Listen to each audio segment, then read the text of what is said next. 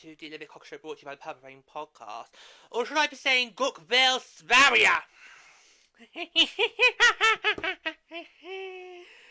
Literally, that's, apart from the French, that's the only other country who you could greet in their mother tongue. Wow, all those years of watching Manchester the Baller paid off. I'll be like, what, 2 weeks away from that starting? Yeah. Have we? Yeah.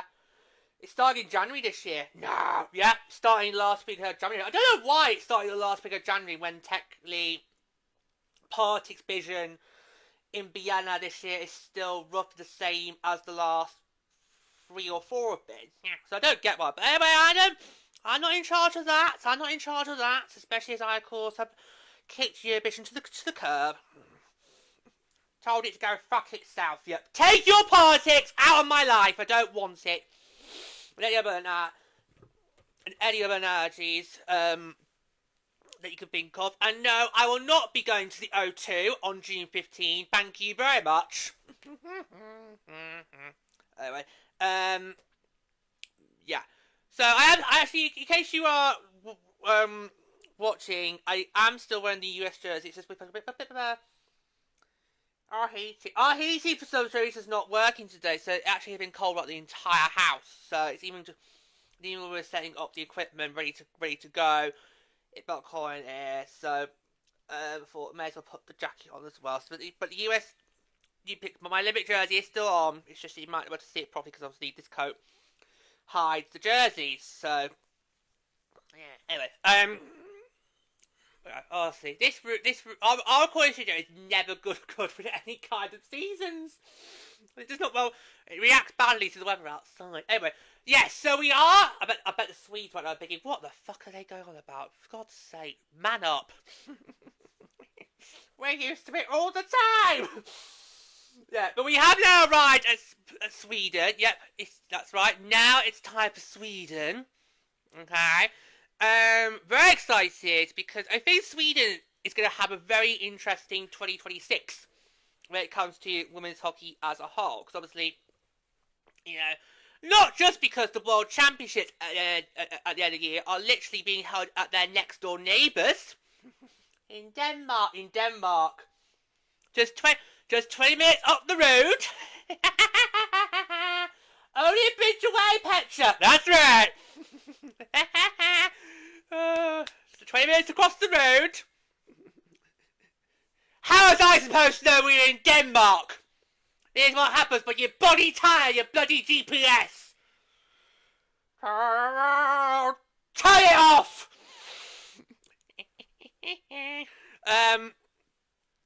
Yeah, not just that, but also because they've got a very interesting coaching change that's going to be happening after the Milan Contest. Yeah, so for their current coach, this is his swan song. And then, have we got a legend taking over that program. I am so excited for Sweden's program. Yeah. I don't think the focus for Sweden will be on Milan. It's going to be on Denmark. Agreed. It's going to be firmly on Denmark. And I think that's what's going to make this just so exciting. For the future of Swedish hockey. It's just going to be so exciting. And I think Sweden needs this because Sweden's been one of those countries that should be seen as a powerhouse, but it just hasn't worked. No, I mean, and they have had favourable groups the last couple of European and international championships, and so on. But but it just hasn't worked for Sweden so far. Particularly, obviously, in Prague last year, the World Championships last year, when obviously Sweden, we kind of knew we were going to top the group easily in that. But then failed to get out of the quarterfinals. Yeah, and they got Finland. Yeah. I know you and me, George, we saw those matchups. We thought Sweden might have a chance, but obviously didn't, and of course lost to Sweden. Sorry, lost to Switzerland. So Sweden lost to Switzerland. Just said, there you go. In the fifth place match, which was a bit of a surprise, given how Switzerland had only scored one goal in that in the group stage of the tournament. Yeah, so it's a bit of a shock. Yeah, a bit of a shock. Yeah. So we're gonna go through the roster as always, and then we will do some more thoughts. Yeah. And I've also got Sweden's tournament records up in case you want me to bring those up as well. Actually, have done on some of the last couple. Especially the last two. Yes, especially the last two. Especially the last two. Right, so here we go. So here is Sweden's roster for the Milano Cortina Games. So we have, I will start with the four positions as always. So we have got Josephine Rabadag, 24, University of Minnesota. Nicole Holt, 21, Penn State University. Mira Harlan, 19, Modo Hockey. Ebba Hotquist, 19, Modo Hockey. Sarah Hidlarson, 27, Toronto Scepters. Lisa Johansson, 33, SDEHF.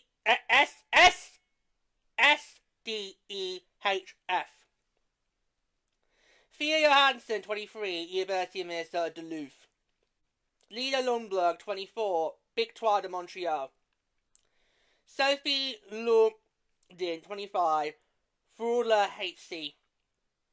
Hannah Olsen, 26, Frula HC. Hilda Svensson, 19, Ohio State University. Hannah Fulvig, 23, Brinas IF. And Felisa Wickner Zeinwich, 26, Frula HC. In the defenders, we have Jessica Artisan, 27, SDEHF. Lena Anderson, 27, Modo Hockey. Mira Lundgren, 20, Ohio State University. Ida Carlson, 21, University of Minnesota Duluth. Anna Klinman, 31, Toronto Scepters. I knew she would get on. Yeah, problem fixed. Problem Sweden, the PHL. Yeah, knew she was going to get on. Maya Neelan Person, 25, New York Sirens. Another big problem PHL player we're expecting on that roster. Agreed? Yeah, agreed, yeah. And Gianna Rodino, 19, Ohio State University. We finish off with the goaltenders. We've got Tindra Holm, 24, Modo Hockey. Emma Soderberg, 27, SDEHF. Was a former backstop for the Boston Flea, which we'll come on to in a moment. And finally, Emma Solveson Draft, 21, Olympic HD. And the head coach is Ulf Lundberg in his national team swan song. So, I think a very good roster and a lot more youth on that side than I think we've seen from couple of rosters of the past. There's only one sort of over 30 in that category. We're not saying that's a bad thing, but we just need to see mixture of youth as well. So, can I just point out something? Well, this is the first roster show where players not screened at a teenager being on the roster. Did I not? No. Did I not? You did not! There are... I know! There are a couple of teens on this roster you did not scream at. You screamed at the over 30s and you screamed at the teens being on this roster. Anybody between 20 and 29... Basically, anybody who's not between 20 and 29 on this roster, players just go, what? But yeah. So, a couple of PHL present and former alumni on that roster. I mean, as you've mentioned it, you were not surprised that those two defenders that I went through being on that roster. No.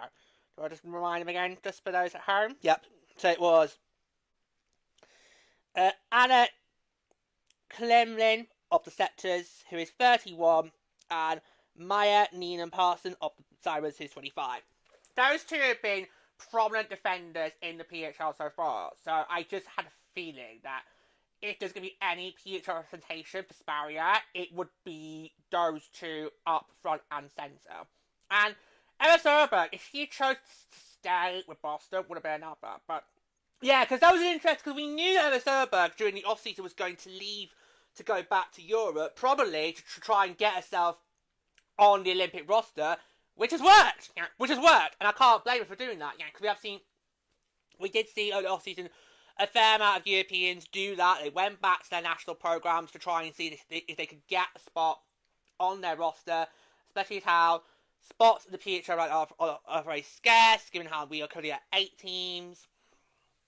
What number of teams do you think we need to reach for players not to fill out that? 20? 25?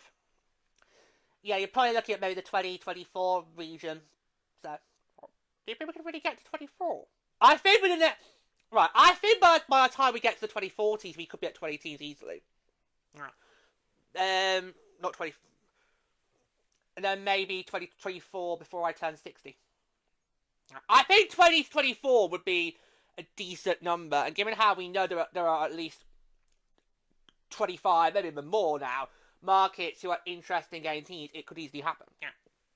Obviously, we know when we hit 12, which could be either next year or in 2 years' time, depending on how that expansion is going to go down. We know we're going to hold for a bit, and then... But I can easily see us getting to at least between 20 to 24 teams within the next 20 to 25 years. And that would be a very decent number. But Emma Serberg was one of those players that stood out in the off-season that was going to leave, and that made us briefing, okay, what's Boston going to do in terms of net buy? Oh, I remember that, yes! I remember that conversation, yeah. Because obviously, like the Sirens, the Fleet don't really have a secure backstop. Now, for Boston, it's not been a problem, because they have got Abby Levi, who could easily, with more time, be viable, and could get, Obviously, if you get a backstop and Frank, you're going to be hard to get our stuff, But, we had that conversation, and we kind of felt that Boston going into the draft needed to draft another netminder, which I think they did. I think they did do that. I can't remember. I think they did. I remember the Sirens did. I remember the Torrent did. I can't remember if Boston did either. Yeah. Where do we think she's going to slot in? Do we think with Serberg? Do we think she could be like the backup, or do you think she might be that third? It's really hard, and I think the fact we chose not to take up the SDHR might be a bit of a problem because we finish your point and I'll explain about that. Okay. But I think we might have a disadvantage because a couple of these players we could already be familiar with if we kept an eye on the SDHR and their program. But yeah, it's tricky. I think Serberg could get some ice time. The question is what's going to happen. Yeah, so I would expect, so this season, the SDHL has followed in the PHL's footsteps and streamed all of its games on YouTube for free. Now, when the SDHL, it's been a tongue twister, when the SDHL season began this season, we did, we did watch a few, but I was really struggling to follow the game because there's no non-Serbo way to say this. I was struggling to follow it because it was all in Swedish. Now, I had no problem watching cultural events like Melodifestivalen in another language, but for sporting events, I kind of need to listen to watch that in English so that I have an idea of what's going on. So in the end, we just thought, well, let's not bother. We won't cope. We can say we watched a little bit. We can say we tried it, but it wasn't really doing it for us. So do you think not watching any of the SDHL... Well, what I'm saying is, those that did choose to take up the SDHL's offer of YouTube, will be a bit more experienced in that roster than we are, and might have a better picture of how Sweden could do in Milan. But I think it's one of the top progress in Europe. Yeah, well, Sweden having one of the top European leagues for women in Europe. No, you think Sweden should really be a competitor, but they happen the last few times. Yeah, should we look at their records? Yeah, we can do. Yeah, so we have done it for because I'm usually about for a few. Can we do that? So let's just do it for Sweden anyway. So let's do Olympics first, then we'll do Worlds. So if we look at Olympic participation, Sweden have been in every single tournament that has been held for the women's program, and it's been a bit of a mixed bag. So in 1998 in Nagano, they came in 5th place, and then in 2002 they won the bronze medal. Now, of course, 2006 was that infamous silver medal, which of course they knocked out the US in the semi-finals and then had to face Canada in the finals. So that was remembered well. But after that, they've not really managed to have that much success, because in 2010 in Vancouver and 2014 in Sochi, they came in 4th place, so they did get to the bronze medal match. Jesus Christ, they're losing to Switzerland in Sochi. Don't start! Don't start! Otherwise, George has to do the Linda Woodruff gag. No! So, to all you lovely viewers in Switzerland, remember, the month away is round the corner. Welcome to the glorious country of Azerbaijan. Goodbye! Who's next? Bloody hell! Bosnia-Herzegovina!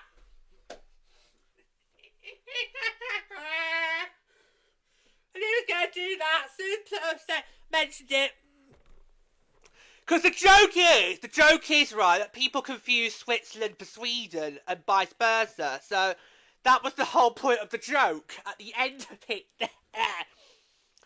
Now in Pyeongchang, so we go to the non-European places or non-North American places. So in Pyeongchang, that was hold on, I've lost it now. Hold on. Got it back. So Pyeongchang 2018 they came in 7th place, and then last time in Beijing 2020 finished 8th place. So Sweden has been going down instead of going up.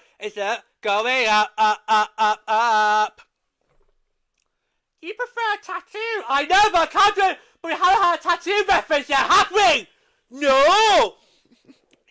We've not had that yet, have we? No. Hannah Waddingham.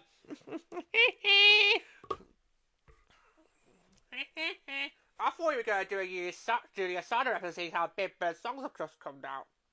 Yeah, but George is on boycott. Cut. Anyway. We look at Worlds. So from my involvement in 2010 with the women's game. So in 2011, finished in 5th place. And again in 2012. Then in 2013, they finished in 7th place. 2015, 16th, 5th place. 2017, 6th place. But it got relegated in 2019. Oh! Finished in 9th place. Got relegated to Division 1A. But obviously then came back up in 2022. Finished in 7th place. 2023, 6th place. 2024, 7th place. And then 2025, 6th place. So you look at that, you think, well, for a nation like Sweden, you think they should be easily competing high up for medals. Or at least be in the 5th place match. But these records...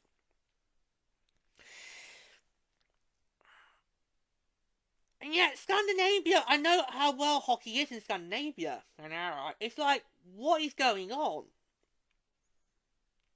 Yeah. It's like, seriously, what...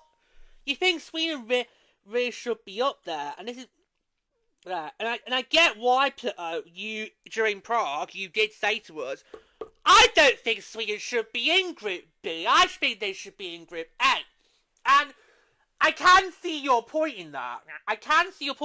But you know, it's just Well, I think this is the beauty of the fact that from now on the World Championships, the groups are going to be balanced. So chances are Sweden could be put in a group this year, with potentially either one of US or Canada, or potentially one of Czechia or Finland, or maybe a combination of two there. So now we'll find out to see, can Sweden technically go up against the big dogs and potentially for the French Alps put themselves in Group A rather than being Group B, which it kind of feels like Group B is not where Sweden belongs. That really should probably go to say Finland. Well, especially how their under 18s have done this last couple this past week. Yep. But it's interesting. Yeah. So I actually look at Sweden's roster for that. I think this is actually a really decent roster, and I actually think it could be a really exciting roster to watch in about 3 weeks' time. Well, less than that by the time this gets published. It'll probably be the 2 week mark by the time this gets published. Because it's probably next week. Yeah. Because we've got Canada's coming out on the week. Because we've got the episode on Canada coming out this weekend, so obviously you need to in order. So yes, it will be next week, which will be the 2 week mark. We're nearly there, kids. We're nearly there. We're almost there. The finish line. The finish line is very much in sight now. We are almost there. So I think Sweden could be a very interesting team to watch. And of course, let's remind boys and girls, you have got ties on the men's side. Yep. Alex Wennberg of my San Jose Sharks is going to be representing Sweden on the men's side. So I'll be keeping a close eye on that, which means I've got to do dual citizenship for the men's side. Canada and Sweden. That's going to be fun. Do you know what groups they're in? No. I'm relying on my Easterners to do that. Okay. Because they know my focus is here. So I might ask. So what, when we get close to the time, I might ask Hatter what groups they're in, just so I know. So, so I actually am quite glad with Sweden. I do think they've got a good roster, and on paper, I think it should be competitive. But how many times do we look at a roster on paper and go, they could be competitive, and then don't deliver the goods? Yeah. Well, I think it's pretty clear that they are going to walk Group B with ease. The problem is then, when you then have to receive them for the quarterfinals, who they go up against. And that would probably be then Sweden's downfall. Right, can I ask you two the question? Say if we get to Milan, if they get pitted with Finland in the quarterfinals, do you think they would have a better chance against them than they did in Prague? Ooh. I would say yes, but it would probably be either overtime or a shootout result. Yeah. Because on paper, we don't like the look of Finland's roster. No. Or Finland's organisation as a whole. No. But you never know what could happen. So I think they would have a better chance. And if we're looking at who could Sweden beat to get to a guaranteed medal match, it probably would be Finland. Because obviously you just need to get to the semi-finals and you are guaranteed to go to a medal match. Yeah. So I'm going to concur. I'm going to concur with that because they likely would get seeded with somebody from Group A. I think I would probably say Finland.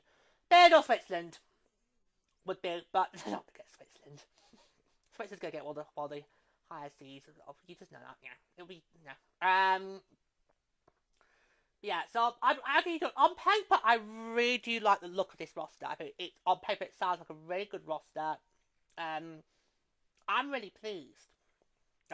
And we've been saying that Sweden should be one of those countries that competes with the best of the best, but they had not to do that because they're based on track records. Well, maybe the coaching change is going to be what they need, because obviously we've got, after Milan, we have Erika Holst, who will take over as Sweden's national team coach, and she was one of was on that silver medal team in 2006 and the bronze medal team in 2002.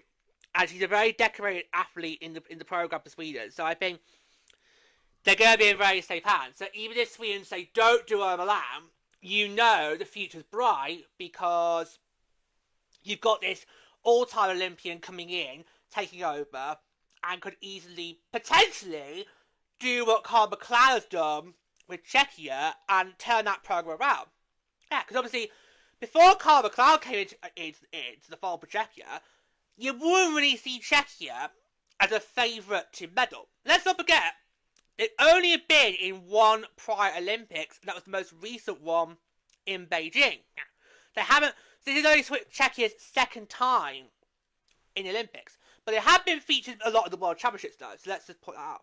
But yeah, so I think it wouldn't surprise me if Erica comes in and basically does what Carlo's done with Czechia and turn the Swedes into a program where they could be. Because remember, you've got to start thinking now. Who are going to be those countries in, say,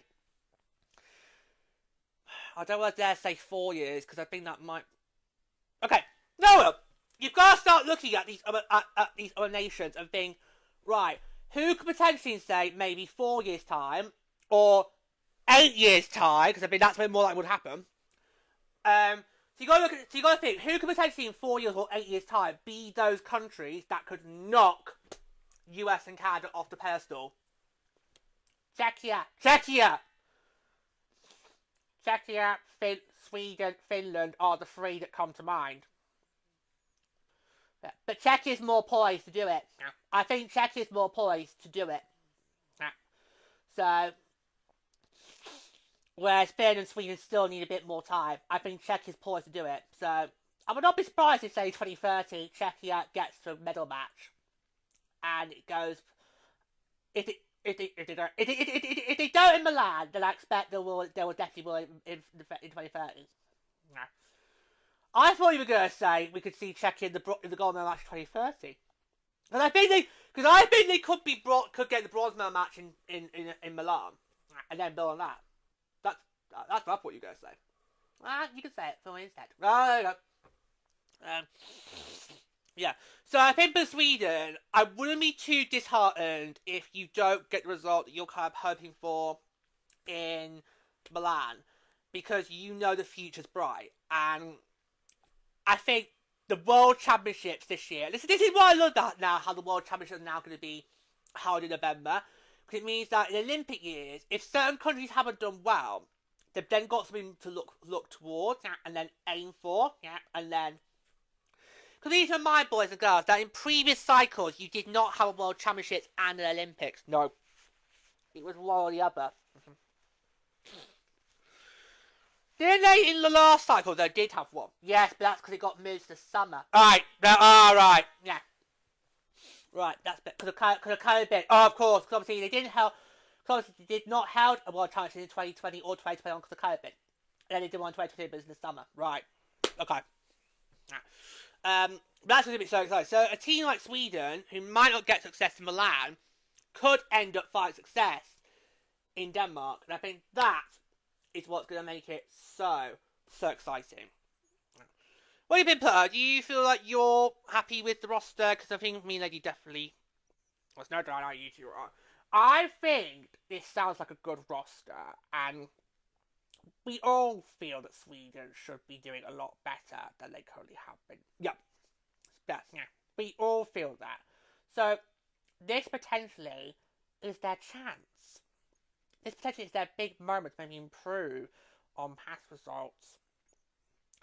And who knows, maybe in a few cycles' time, they will be up there competing for medals again. Because, you know, because between 2002 and 2014, they were medal. Yeah, they were. Absolutely. That's the thing. That's the thing, because obviously in 2010, they were going into that as defending silver medalists. And then in 2014, they went into that. Well, both 2014. Yeah. And then 20. Next, in 2010, they were going in as defending silver medalists. And then 2010, 2014, and then 2010 they were... Sorry, so much now. Sorry, in 2010 they were the silver medalists. Then 2014 and 2018, fourth, they were going to those tournaments as having been a prior medal match but lost. Yeah, because obviously 2010, 2014, they both came, in those years they came fourth. So the following cycles, 2014 Sochi and 2018 Pyeongchang, would ended up as a medal contender because he went to the bronze match the previous one. Yeah.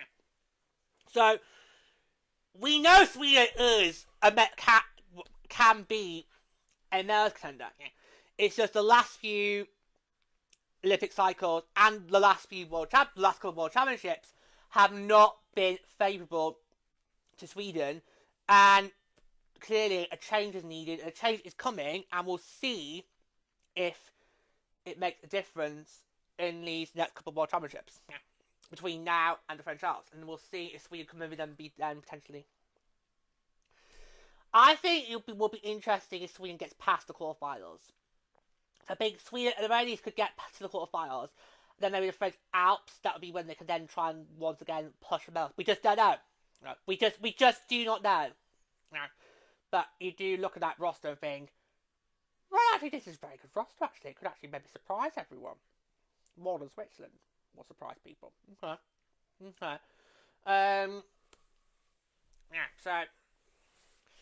But I think if there are people out there who are interested in seeing what Sweden can do, then maybe go and check the SHL out. Yep. So as long as you don't mind watching it in Swedish, because obviously you can't put subtitles on live events because they just go on a delay. So yeah. Need to do what they do in the Far Men's Best Bar and give it again an English commentary team as well to talk over it.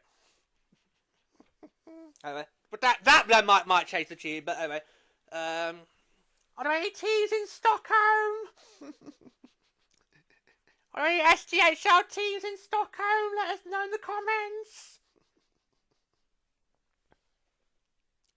Did they confirm when we got the projected list? Did they confirm the cities or just the countries? Just the countries. Oh, okay, because obviously 2029 we know Sweden's projected to get that one. So we'll see. We will see.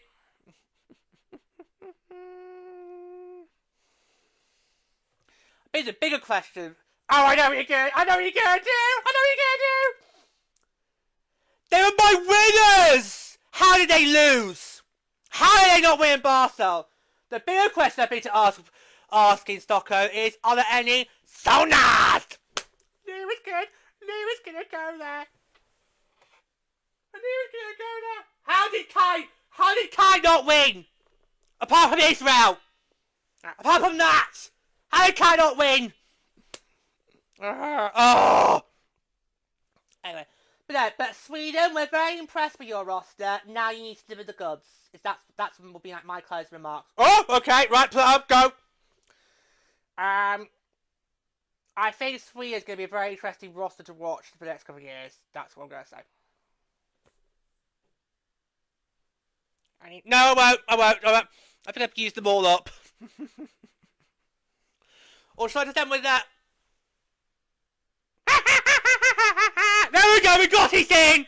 We got it in eventually.